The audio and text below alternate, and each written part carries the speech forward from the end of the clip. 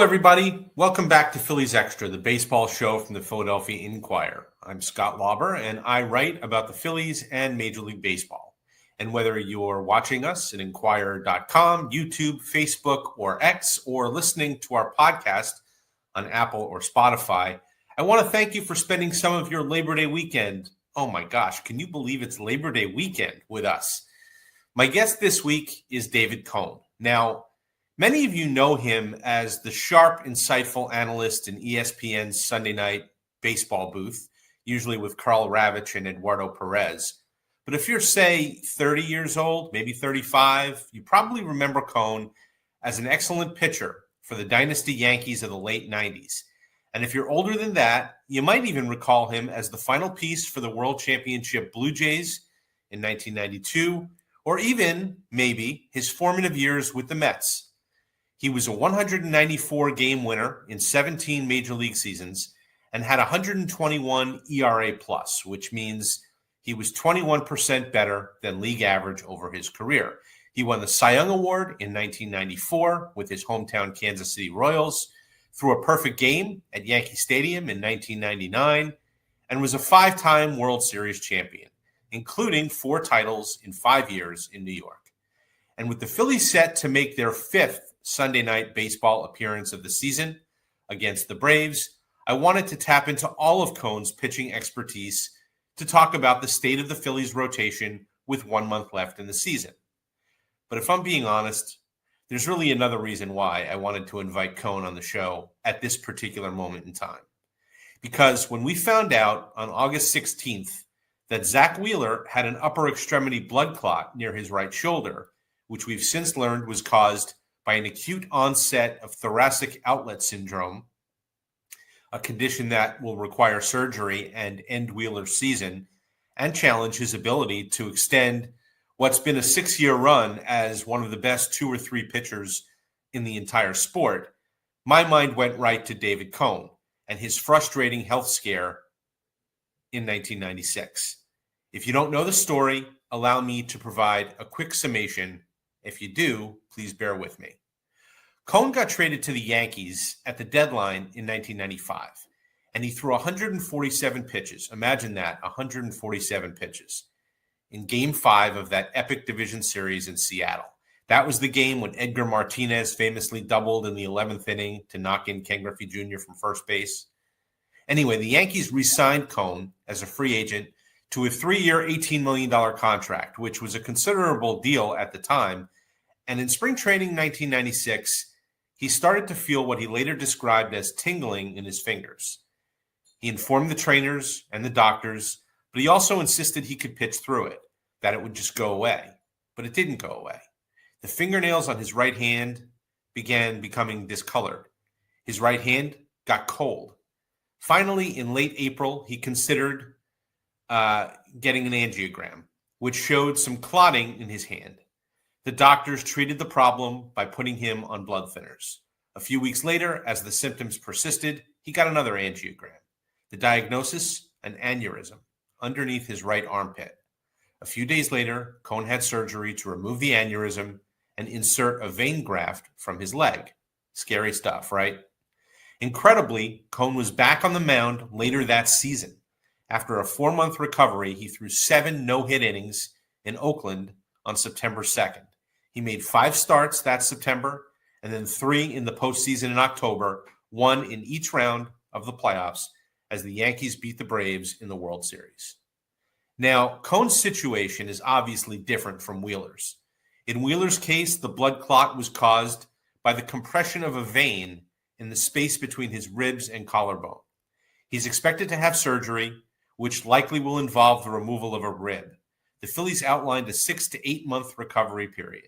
Because Wheeler's specific form of thoracic outlet syndrome involves a vein, the prognosis for a return to pitching is more favorable than if it was a nerve or an artery.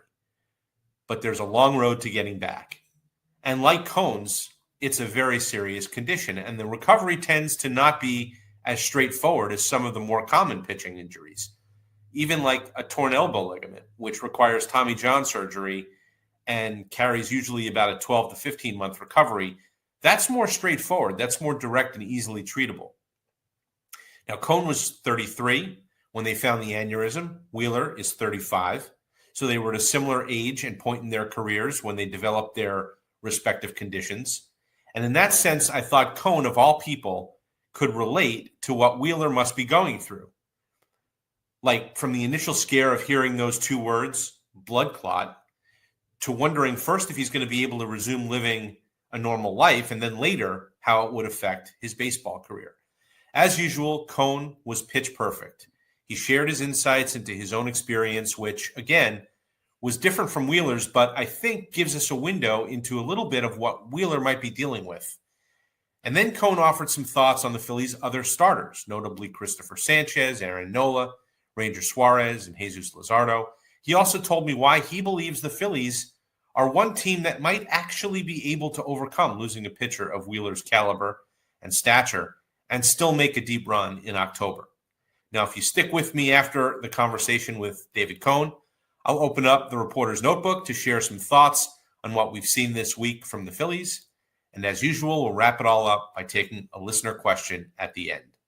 Let's not waste any more time, though. We'll get right to it. Here's my sit down with David Cone. David Cone, welcome to Phillies Extra from the Philadelphia Inquirer. Thank you so much for doing this. My pleasure, Scott. Good to be on with you. There's a generation of baseball fans that knows you, I think, primarily for your excellent work as a television analyst, be it for the Yes Network here in New York or nationally in ESPN's Sunday Night Baseball booth. And there's a generation of fans that identifies you more as the Cy Young Award-winning pitcher, five-time All-Star, five-time World Series champ, who, in my opinion, probably should be in the Hall of Fame. And I wanted to invite you here as a guest for all of those reasons, because you're going to be calling Phillies-Braves on Sunday night at Citizens Bank Park. So I think it's a great time to kind of get your thoughts on the Phillies, specifically the state of their pitching and their rotation with a little more than a month left in the season. But I also wanted to draw on your experience as a pitcher, specifically in 1996, to talk about, Zack Wheeler's situation. And if we could, I think I'd like to start there because, so much of what they do revolves around Zack Wheeler. He's their ace. He's their number one. He is one of the top 2-3 pitchers in the game. And I wonder, when you hear, Zack Wheeler, 35 years old, top of the sport, upper extremity blood clot that had to be removed, if that sort of jogs you right back to 1996 and your experience with, the aneurysm that you had to have removed and everything you had to go through with that. Well, yeah, Scott, excuse me, it absolutely does. It's a scary situation when you start hearing about vascular issues or blood clots or, the things that go way beyond your career as a player and start to kind of cross over into, is this life-threatening or not? How serious is this? So, yes, your perspective gets changed immediately. I'm sure his family's very worried about him right now. It's a little different than what I had. Obviously, I had an aneurysm. His is more of the thoracic outlet syndrome. So we'll see how he comes out of it. But it's baseball becomes secondary when you're faced with this kind of problem. You've talked about it so much, your situation. You wrote about it with Jack Curry, phenomenal former New York Times reporter, yes, colleague of yours, in your book, Full Count, if anyone wants to go pick that up. But just to kind of follow for people who maybe aren't as familiar with your story, you had the aneurysm diagnosed and removed in May of 96. And you were on blood thinners for a while. There was, clotting involved in that. You were on that anti-clotting medication. At what point, after all of it, were you able to kind of focus on, okay, returning to pitching rather than just, how is this going to change my life? Is this going to change my life? Am I going to be able to continue living a normal life? Well, yes, I think, there just wasn't, Scott, there wasn't a lot of basis for comparison. For me, I was one of the first ones to have sort of an arterial bypass where they did a vein graft. They took a vein from my upper thigh and grafted it into my shoulder, my axillary artery, which is kind of in my armpit area. So I think, in comparison, with Wheeler's is a little different location where the blood clot is, and thoracic outlet syndrome might involve removing a rib. It certainly, location matters. But once you get past the point of, okay, the surgery's done, I'm on the road to recovery, then, you're looking for comparisons. Okay, who else went through this? How long did it take them? And for me, there just wasn't any comps. I talked actually to Whitey Ford, had something similar back in his day, and they didn't really know what it was back then. But he had sort of a vascular problem as well and a circulatory issue. So, that was before obviously we had modern science and some of the methods we have now to be able to fix it. But I still didn't have a lot of comparison. There was nobody to look to. There was a little trepidation. Is this going to hold up? Is this vein graft going to hold up if I start to throw a baseball again at a high level? So, yeah, there was a little nervousness there, but I was assured that I would be okay. With Wheeler, it's going to be a different story. I'm sure he can work his way back, but there's a different set of circumstances for him, and then obviously at his age as well, and contract status. There's just a whole host of questions. But one thing we know for sure, he's not going to pitch this year. Right. And that impacts the Phillies greatly. Well, and you pitched with, if my memory serves right, you had numbness and you had discoloration and you had some symptoms and you had, I think, 2 angiograms right before they found the aneurysm. So you tried to pitch through some things. I was in Washington on that Friday night when he pitched. He was actually really optimistic about how he pitched. His velocity was back up. He was really positive after that start. And somewhere between me leaving, us leaving the clubhouse that night and him going to sleep, he felt some heaviness. It didn't feel so great. But from everything we're told, it sounds like maybe they caught this sort of, it was really acute, that they caught it kind of at the beginning, which would also separate it, right, from what you went through, where you were at risk for a little while in terms of pitching through some things. Well, I was. They missed my diagnosis with the first angiogram that they did. They did not find the aneurysm. So we were focused on, a local issue in my hand because the symptoms manifested itself in my hand. My fingernails turned blue.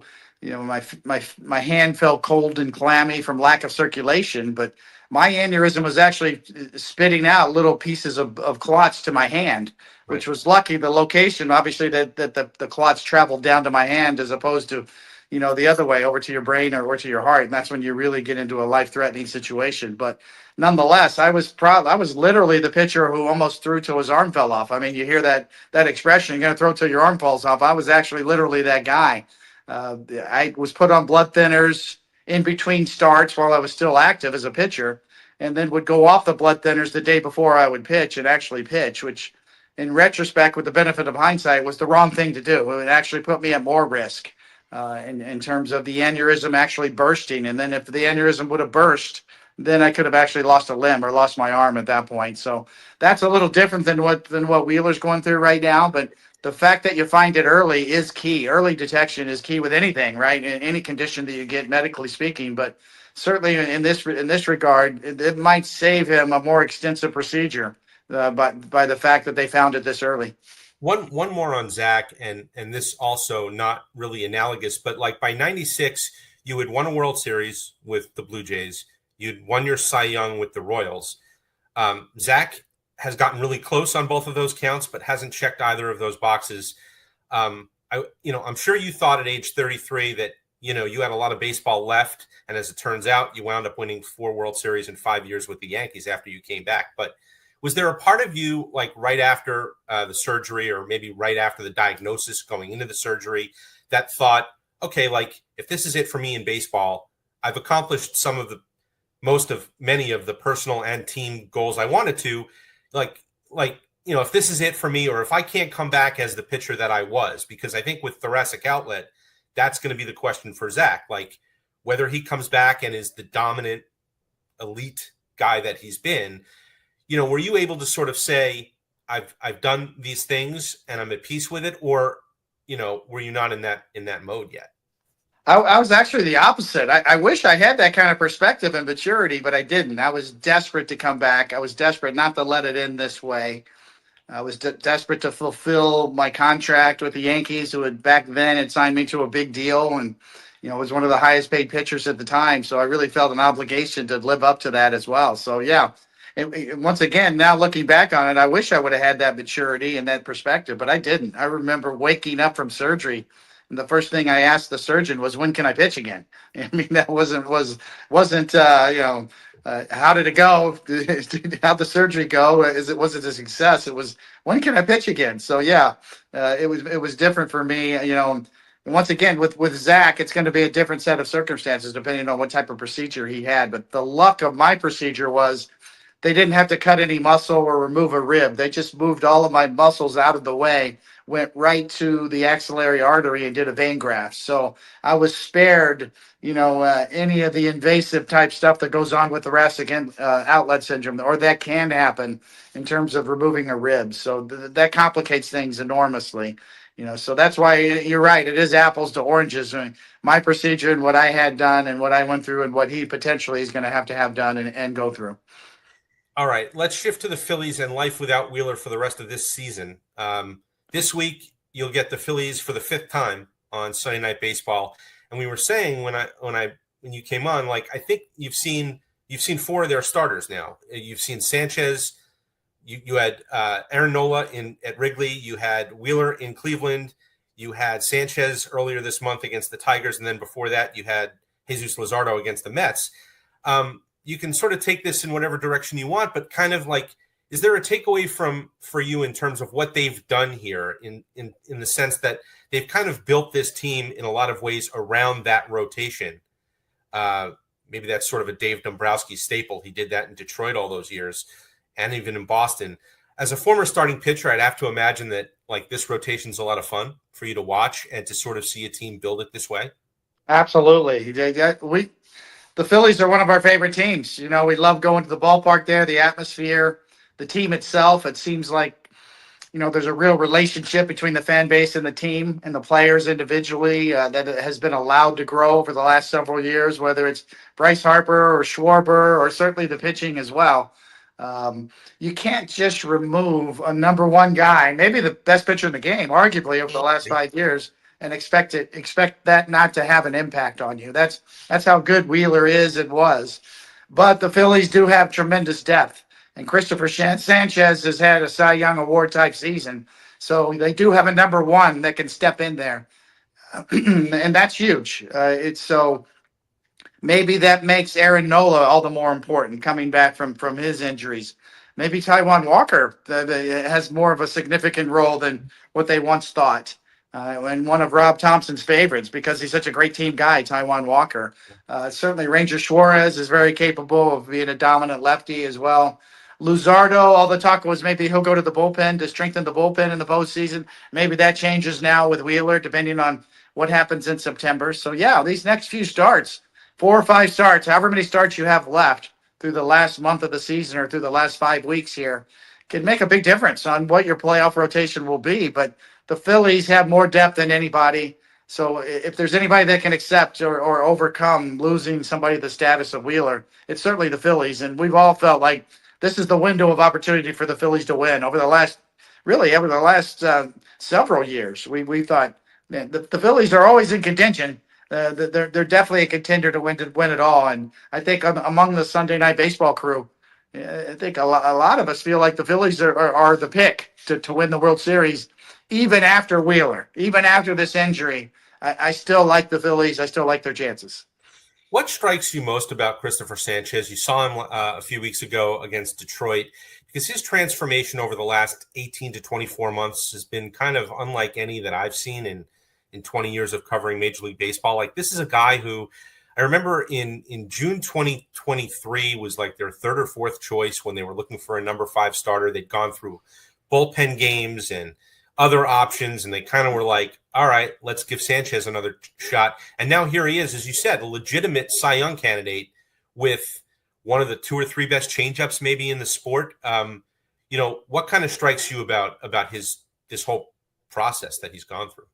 Yeah, the first thing I noticed, Scott, is when I met him in the clubhouse, that he's in incredible shape. What a fantastic athlete. I mean, just cut up, and you could just tell that he takes it seriously, that his physical condition really struck me first and foremost. Back in the 80s when I broke in, there were a lot of pitchers that didn't look like that. It was a little different training regimen. I mean, I remember seeing Rick Reschel riding the bike one day with a cup of coffee and a cigarette. So it was little different mentality. Yes, exactly. So he's in fantastic shape. He has more conviction than anybody on the mound. The confidence and the presence he has on the mound, and the front to back style between fastball or two-seamer and changeup, to me is just elite. And that just comes down to the confidence that he has in that changeup. He'll throw it at any time, in any spot and tremendous command with it as well. He'll throw for a strike. If there's a 3-2 pitch with the bases loaded and the game's on the line, he'll throw that changeup and probably throw for a strike. And to me, that's the ultimate test for conviction is, okay, this is it. You got one pitch in your back pocket, World Series on the line. What are you throwing? He could throw a sinker. He could throw a 97 if he wanted to, but I guarantee you he has maybe more confidence in throwing that changeup. So that's what makes him one of the best in the game, if not the best. You're right, Scott. It's one of the top 2 or 3 best changeups in the game. He's in that argument for the absolute best changeup in the game, along with Tarek Skubal. And you're right. He does have the utmost confidence in that pitch. Like I saw him last night against the Mets and, didn't have a ton working. And there he was, reaching back for that changeup when he had to get some outs. And it was probably the worst changeup he had last night. And you don't see that very often. In fact, you almost never see it. So, I've always enjoyed watching Nola, and I've covered most of his career now because he's never had 95, 96, 97. And in an age when we talk about power arms and swing and miss, he has to pitch, right? He has his curveball and his changeup, and he's got to mix them with the sinker and some four seams, and he sprinkles in the cutter, and everything has to be, he's got to command it all. And, you were a guy, you were known for, you'd change your arm angle, you would maybe vary your approach. You would invent some pitches as you went along during a game, and people would say, where did that come from? I wonder if you have a unique appreciation for Nola and kind of what he does out there, because it's not what everyone is sort of setting out to do these days. You're right, Scott. He is one of my favorites because I enjoy watching, pitchers who are craftsmen, who really work, who really all about velocity and throwing as hard as they can, as long as they can. And I certainly get that. If I could throw 100 miles an hour, I would do it all day long and chase it in terms of training. So I don't criticize anybody. But I do enjoy watching Aaron Nola and somebody who can move the ball around, make it move, make it dance. I love curveball pitchers. I think the curveball is so unique to watch in today's game, and he's got that true curveball that you can see from the stands. You can really see the movement from the stands. If you're at the ballpark and you're sitting along the first base dugout or even in the second deck, you can really see the movement on a curveball. And to me, that's exciting. I know I'm a little nerdy as far as that goes, but I love watching that. I love watching that and watching the crowd's reaction when you see a big curveball and a swing and a miss and the oohs and the ahs. And, sometimes it's hard to tell what pitchers are throwing. Because it's all there's subtle little nuances with movement, the little cutter or, is that a cutter or slider? Right. Yeah. A power arsenal, what was that pitch? But there's no mistaking a good curveball, and Nola's got one of those. So tell me if I'm crazy here, but when I watch Ranger Suarez, I think I see some elements of Jimmy Key sometimes, left-handed, sinker baller, command and control, fields his position. They kind of have a similar looking delivery, a little unheralded even within their own rotation. Am I off there, or is that a comp that maybe we're showing our age a little bit when we make that comp? But is that one? He's a former teammate of yours. Do you see it as well? I think it's a great comp, without a doubt. I'm going to steal it from you on Sunday night. I'll give you credit when I use that one on Sunday night, but I absolutely agree with that. Jimmy Key was really smart on the mound, and if you have never seen Jimmy Key pitch, go down a rabbit hole and look at his numbers. I think his career is a lot better than he's been given credit for overall. You look at his career WAR, it's better than most, and deserves a second look. So yes, Jimmy Key was one step ahead. Would throw the changeup anytime, big curveball, move the ball in and out. He was a guy that one of the first ones that I would throw a changeup lefty on lefty, which was kind of taboo back in the old school pitching coach mentality of you can't throw, if you're a righty, you can't throw changeups to right-handed batters. If you're a lefty, you can't throw changeups to left-handed batters. Jimmy Key broke that mold. It was a little bit of a trailblazer in that regard. So Ranger Suarez will do that too. He can throw that changeup to anybody at any time, lefty or righty, moves it around, has very much confidence that, sometimes less is more. Sometimes subtracting works in this game, especially a high velocity, high power game. If you can throw the ball slower, you can throw off some power hitters nowadays, and you can really get some easy outs. And I'll touch on the other guy who you've seen now, Luzardo, right? And you mentioned maybe the plan for him changes. We do kind of think that if they've got to move a starter to the bullpen in the postseason. He might be that guy. He had an at-bat in the Sunday night game against the Mets. He had an at-bat in the middle of that game against Juan Soto, and he struck him out, and it was just filthy stuff. And you said to yourself, well, if that situation were to come up in a postseason game in the 5th or 6th inning, boy, that'd be an interesting guy to put on Juan Soto, right? And so, he's got more of the power thing than Suarez or Nola does, and maybe because of that, maybe he profiles more there, but he's a really good starting pitcher as well.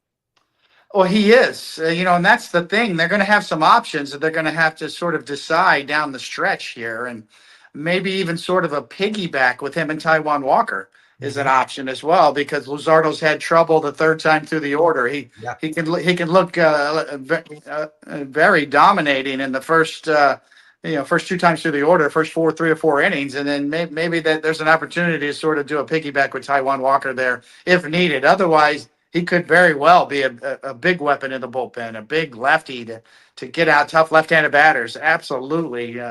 There's any number of matchups that the Phillies are potentially going to have where that scenario could work very well for them, where they save Luzardo as a weapon to come in against some real tough lefties. So we'll see. A lot of this will depend on who the Phillies match up in the playoffs against, but having those kind of options is a nice problem to have. And the fact that they have this depth with how well Taijuan Walker's pitched, Jesus Luzardo, maybe both of them together in a start. Sure. It's nice to be able to have that if you're Rob Thompson. Yeah, I mean, they could go all lefty rotation in a 5-game series with Sanchez, Suarez, and Luzardo if they wanted to. I mean, I know that would be unusual. It doesn't happen very often, but that's what they could do if the matchup were to go that way. Absolutely, and that's why having a true middle relief guy that has some starting experience or a multi-inning reliever is a real weapon, especially in postseason.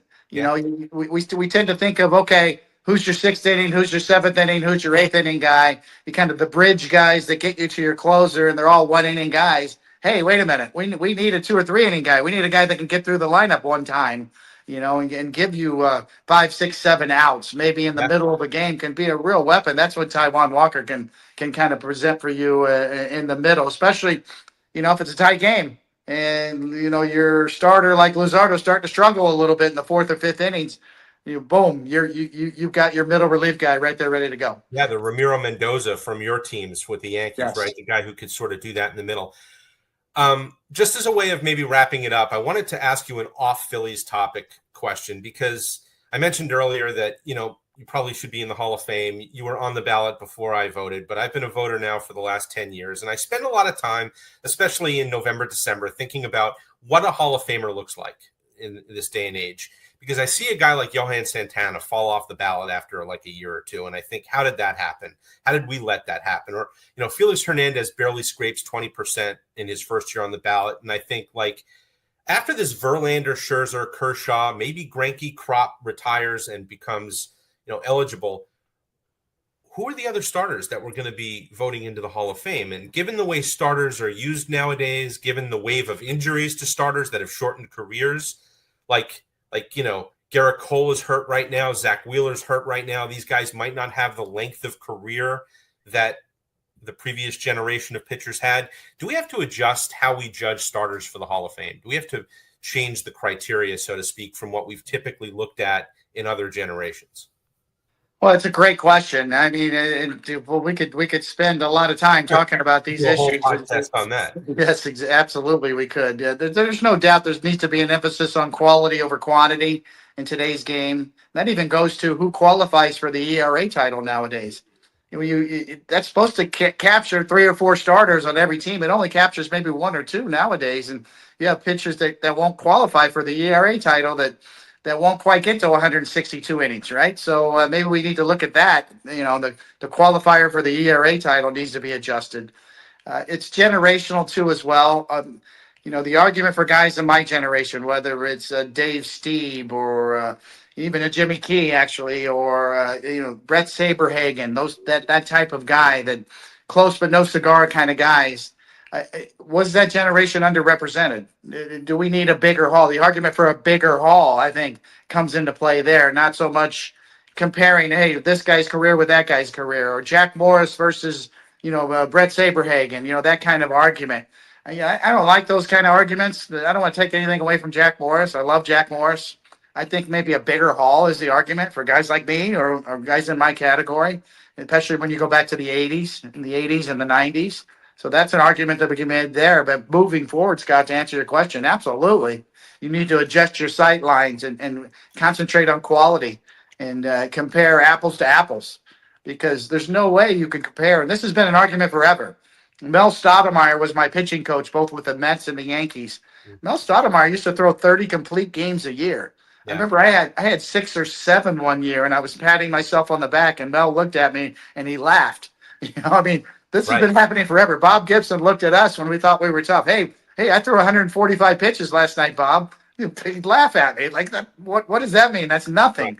It's kind of a perpetual argument of the thinning of pitching, the workloads, everything, the quantity of numbers. Yes, absolutely. To answer your question in short, yes, we need to adjust our sights.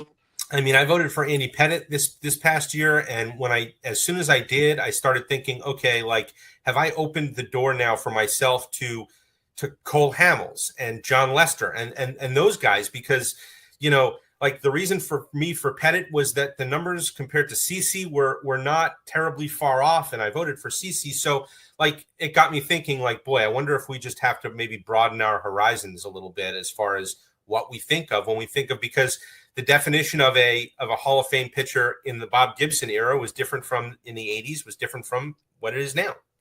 Yeah, I could not agree more. I think we need to look at, are we capturing enough from each generation? Are there enough relief pitchers represented from the 80s and 90s and even today? Are we doing our job? Should be, this is the snapshot. This is what's going on in today's game. This is what was going on in the 1980s.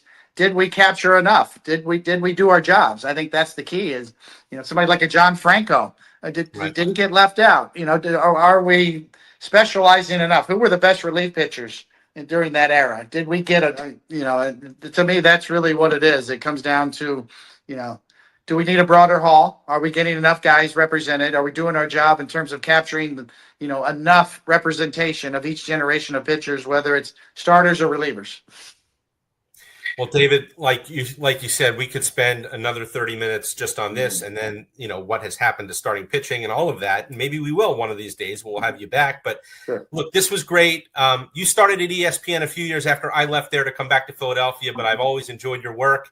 I know how busy you are between Yes and ESPN, so I'm really grateful that you've taken a few minutes with us here at Phillies Extra from the Philadelphia Inquirer. Safe travels to Citizens Bank Park this weekend, and I'm sure I'll see you there. Sure, Scott. Anytime. Love to come back on anytime. All right. Thanks so much. Of course, I want to thank David Cohn again for joining me this week. All right. Let's open up the old reporter's notebook and touch on a few things that have been on my mind this week. And we'll start with what just happened to the Phillies in New York. Because even though we always strive to keep this podcast evergreen, and the Phillies will already be well into a 4-game holiday weekend series against the Braves when you listen to this, I think there are some lingering loose ends to tie up from that 3-game sweep at Citi Field, especially with the Mets coming to Citizens Bank Park for 4 games, September 8th to 11th. The most significant thing, of course, is that the Mets clinched the season series from the Phillies, which means that they'll own the tiebreaker if there's a stalemate atop the NL East after the last game of the season. It effectively means you can deduct 1 game from the Phillies' division lead. If they're up 4 games, it's really 3, and so on. There's also, I think, the psychological effect of losing now 10 in a row at Citi Field, which is more like a torture chamber to the Phillies than just a visiting ballpark. None of the players wanted to acknowledge that the Mets, or at least their ballpark and the environment there, is in their heads. Certainly Rob Thompson wanted no part of that narrative. But surely they'd all be perfectly happy if they don't see that place again until 2026. The Phillies at least left open the door to returning in October by coming unglued multiple times during the 3 games. They got outscored 25-8. They went 3 for 22 with runners in scoring position. And they just were generally outplayed and outclassed by a Mets team that, was DOA for long stretches of July and August. Did the Mets breathe life into them? We'll see. But my biggest takeaway came from Bryce Harper. After the clubhouse had mostly emptied on Wednesday night, I went over to Harper's locker and I asked him about the mood of the team. Because as bad as it was in New York, the Phillies did still leave there with a 4-game lead and 29 games left to play. Fangraph's projection model, which I think is generally pretty solid, still had them at about 75% to win the NL East. So I wanted to get a gauge on how Harper felt about the situation.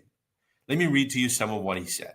Quote, "We've got to flush it as quick as possible, knowing that we're 4 games up, but understanding that we have to have a sense of urgency as well, you know? We can't just say, hey, we're 4 games up and we've got a lead on them," unquote.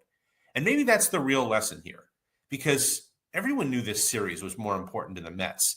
And even if the Phillies didn't go to New York feeling that way, human nature would suggest that the team with the 7-game deficit in the standings would play with a little more urgency or desperation than the team that was out front. And it certainly looked that way at times. So I asked Harper if he was concerned that maybe the Phillies acted like an alarm clock for the Mets, waking them up, in time to make a run. And he returned to the theme of urgency. Quote, "It's a good team over there, obviously. Baseball's a different sport. Teams can get hot at the right time and get rolling. But I trust everybody in here.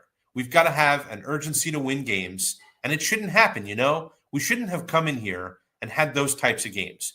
We got to show up. We have to play our best baseball, especially right now and down the stretch. We've got to be better." In other words, the Phillies better hope 2 things can be true. That while they did wake up the Mets, they must also treat what happened this week as a wake-up call of their own and react accordingly, especially when the Mets come to town in a couple of weeks for 4 games that are now way more meaningful than the Phillies bargained for. One other thought that I wanted to share. In the series finale in New York on Wednesday night, Mets rookie righty Nolan McLean threw 8 shutout innings in his 3rd major league start. He pounded the strike zone, lots of hard, heavy sinkers, sweeping sliders, 4-seam heaters. He sprinkled in some curveballs and some changeups. He faced the minimum 18 batters through 6 innings, gave up 2 hits through 7, and he kept the Phillies from cashing in with a runner on 3rd and nobody out in the 8th. It was McLean's 3rd straight solid start for a Mets rotation that desperately needs it. And guess what? The Mets will have 22-year-old Jonah Tong make his major league debut Friday, and they have another pitching prospect, Brandon Sproat, in the wings at AAA. And it all made me think about Phillies top prospect Andrew Painter. And I dove into this for a story that'll be online at Inquirer.com on Friday and in the Sunday newspaper. Monday is Labor Day. It's also September 1st, which means every team's roster will expand from 26 players to 28, including a 14th pitcher. Wednesday, the Phillies will begin a stretch of 15 consecutive games without a day off. It might not be a bad time then to go to a 6-man rotation, at least for one turn, which the Phillies were planning to do anyway a few weeks ago until they lost Zack Wheeler for the season. And although Painter has struggled at times in AAA after not pitching at all in 2023 or 2024 because of a torn elbow ligament that required Tommy John surgery, I wonder if there's a benefit to bringing him up for one start. I think there are multiple benefits. First, it checks the box of his long-awaited major league debut, and it removes a question that hovered over the Phillies last offseason and would be there again all winter long, like when is he finally going to make his major league debut? It gets that out of the way, checks that right off. Second, it gets Painter's feet wet. No small thing, considering he quite likely will be in the rotation next season, potentially as a replacement for free agent to be Ranger Suarez. But most importantly, at this moment in time, it enables the Phillies to give an extra day of rest to Christopher Sanchez and Suarez and Jesus Luzardo, all of whom may very well benefit from a little bit of a breather. You could take some of the edge off by bringing Painter up on the road, maybe next weekend in Miami, a less pressurized environment than Citizens Bank Park, and against the non-contending Marlins. And by the way, Painter grew up in South Florida, just up the road from Marlins Park, so he might feel quite literally at home there. And calling up Painter for a start or two is non-binding. The Mets, absolutely need McLean and Tong and maybe Sproat to pitch them into the playoffs because they haven't gotten what they expected from their veteran starters, Kodai Senga and Sean Manaea, and Clay Holmes appears to be fading in his first season as a starter. The Phillies would be asking Painter only to help give them a blow to the other starters. And when they shift back to a 5-man rotation, They can option Painter to AAA and bring up Max Lazar or whomever else they want to give them an extra arm in the bullpen. Best case scenario, Painter dominates in his debut and the entire team gets a little shot in the arm. Maybe he even sticks around longer than they expect. Maybe he makes 2 starts. Maybe he starts again late in the season if they've already clinched a playoff spot. Worst case, I really can't think of one. I mean, even if he struggles, it could be chalked up as a learning experience for when he comes up for good. I asked several people about it this week. Rob Thompson acknowledged that the idea of a 6-man rotation is in play, quote, if it's needed, unquote. Dave Dombrowski told me the Phillies have meetings scheduled throughout the weekend to discuss and who knows, maybe even debate how to best take advantage of the 2 extra roster spots, and that they haven't really delved into the specifics yet of Painter or anybody else and what that would mean. So while we talk about Painter amongst ourselves here, you can be sure Dombrowski and his inner circle are doing the same. Either way, we should have our answer here pretty soon. Okay, it's time now for our last segment. We call this Hit and Run, where we take a question from you out there in our Phillies Extra community. There are several ways that you can join our conversation. You can drop me an email at slauber@inquirer.com. You can reach out to me on the social media platform of your choice, X, Blue Sky, Facebook, Instagram, Threads, or just drop a question in the comments section, maybe on YouTube as well. We've got several good ones this week, so my apologies if I don't get to yours, but I do keep a file of all the excellent questions, so please keep them coming and check back here next week. This week's question comes from @JakeMark23 on X, who asks, quote, why is potentially tipping pitches a constant issue? How is this not resolved? Why is Nick Castellanos still playing? Why did they call up Johan Rojas in 2023 but won't do it for Justin Crawford? Jake, thanks for the questions. At the risk of dating myself, I feel like Rodney Dangerfield in that movie Back to School, where he's taking the oral exam and the professor says, I have one question in 27 different parts. So I'll try to take all the parts of your question. We'll start with the last 2, which I think are related. If you remember when Rojas got called up 2 years ago, it was supposed to be only temporary while Christian Pache was injured. But Rojas's defense made such a difference that the Phillies decided it outweighed any potential benefit they could get by trading for an outfielder at the deadline. Interestingly, Harrison Bader was one of the guys they talked about trading for at that time. They actually got him at this year's deadline, and they like what he's giving them in center field. History tells them that there's probably a hot streak around the bend for Castellanos, so they don't want to miss that. And they want to put the other outfielders, Brandon Marsh in particular, in the best position to succeed, which means starting Marsh in left field against most right-handed pitchers, which is 70% of the games that you play.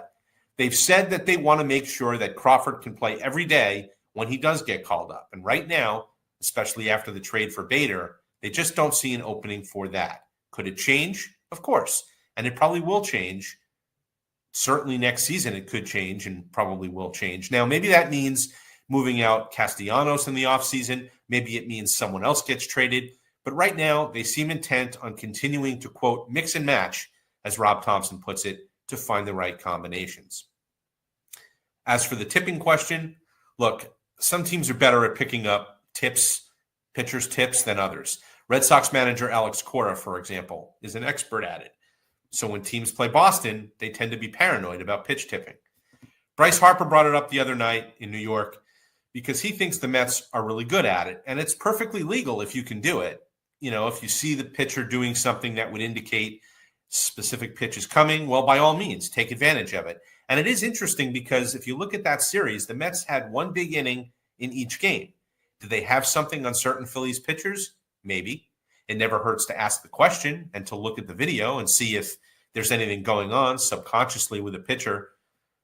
But maybe the Mets are also just in the Phillies' heads. A lot of times I think that's really what it comes down to.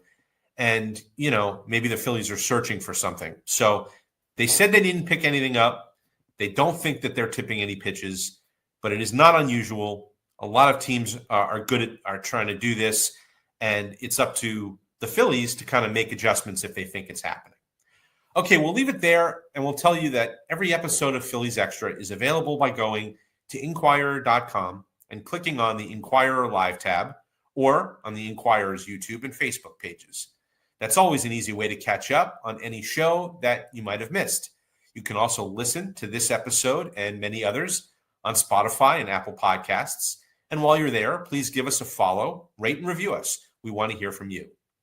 Thanks again to my guest this week, David Cohn. Don't forget to check him out on ESPN's Sunday Night Baseball, Phillies-Braves this week coming up. And thank you, as always, to our producer, Angelica Irizarry, for keeping this whole operation humming every week. Most of all, thanks so much to you out there for listening, watching, and of course, reading the Philadelphia Inquirer. We'll catch you next week.